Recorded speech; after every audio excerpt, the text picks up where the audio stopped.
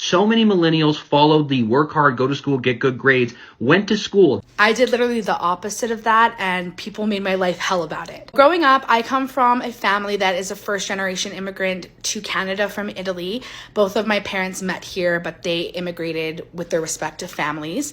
I'm also the only girl among 3 kids, and I'm in the middle.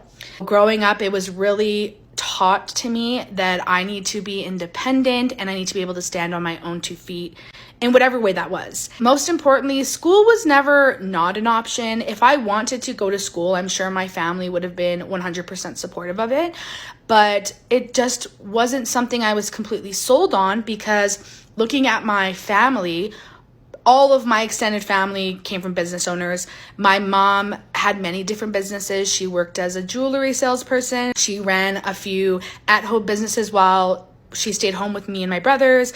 My dad is a very smart individual. He wanted to go to post-secondary, but actually was taken away from that early because his father passed away and he needed to take over the business that he ran. So he never got to pursue post-secondary. So it just never was something I aspired to do. On the contrary, I did aspire to be entrepreneurial in some way. I didn't know in what way, but I always saw myself at the final destination of kind of running my own show, whether that be in control of others, like working with others, or just on my own. Going to school, I had parents of my friends, my peers, my teachers, my guidance counselors express extreme concern that I did not have plans to go to post-secondary after school. I wasn't the greatest student, but I wasn't the worst student either, and it was definitely an option for me, but I didn't know what I wanted to do, really. I thought I might as well just spend a couple years out of school, and if I did want to go to school, great. Actually, instead of spending like $100,000 on school, I bought a house when I was 20 years old. There was pros and cons to that.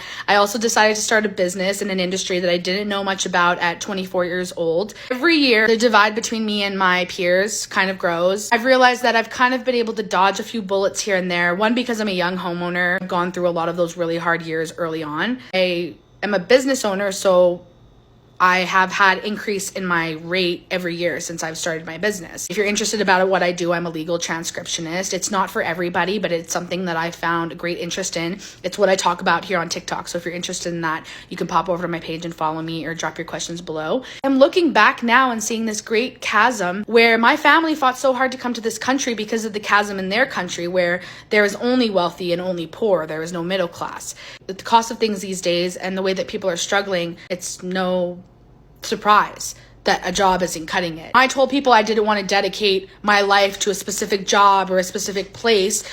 They looked down on me about it. They made me feel so inferior. And I spent so many years thinking that I was an inferior one, when actually I was doing the things I needed to stand on my own feet.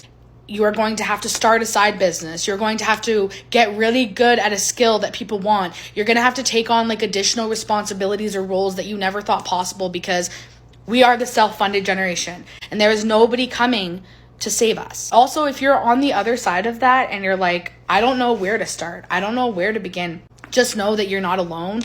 There's many people right now that are really going through it, and that's why I wanted to come on here and talk about it. If we don't talk about it, the divide between rich and poor is only going to get worse. The government is not coming.